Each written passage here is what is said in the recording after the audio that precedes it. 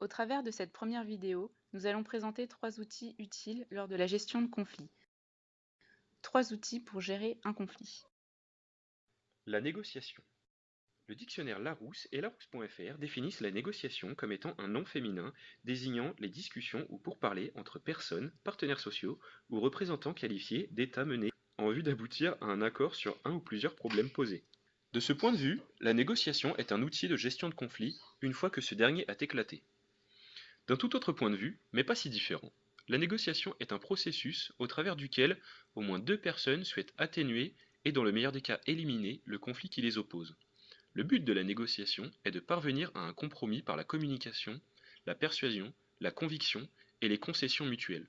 En effet, la négociation ne peut pas se faire sans sacrifice d'au moins un des deux acteurs, et dans l'idéal, tous doivent faire des concessions afin de n'en favoriser aucun.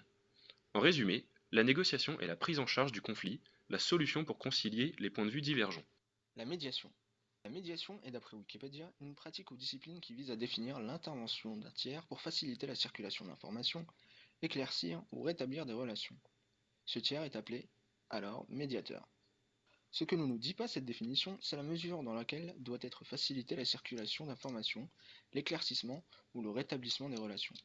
C'est assez implicite, mais cela implique bien évidemment un conflit. La médiation est le processus dans lequel les parties d'un conflit font appel à un tiers, une personne n'ayant a priori pas d'a priori sur le conflit. La médiation n'est envisageable et réalisable que si les concernés font preuve de bonne volonté pour trouver une solution et qu'ils acceptent tous les deux le médiateur. Le médiateur a pour rôle de faire prendre conscience aux parties en conflit de leurs intérêts communs. Ils en gardent le contrôle du processus de prise de décision. L'arbitrage. En droit, l'arbitrage est défini comme un mode alternatif de résolution des conflits, dans lequel un arbitre intervient.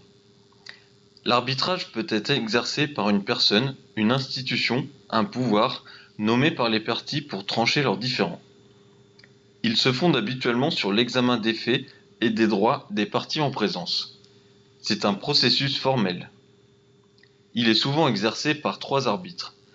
2 sont nommés par chacune des parties, et ceux-ci désignent le troisième.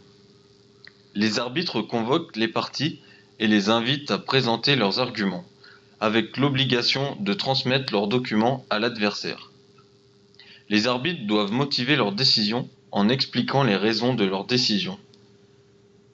La sentence doit être acceptée par les parties en conflit, qui font généralement preuve de bonne foi. Si l'une des parties refuse l'exécution de cette sentence, seul le tribunal de grande instance est en mesure de la faire appliquer. Pensez à continuer la formation en consultant la vidéo suivante pour en apprendre davantage sur la prévention des conflits.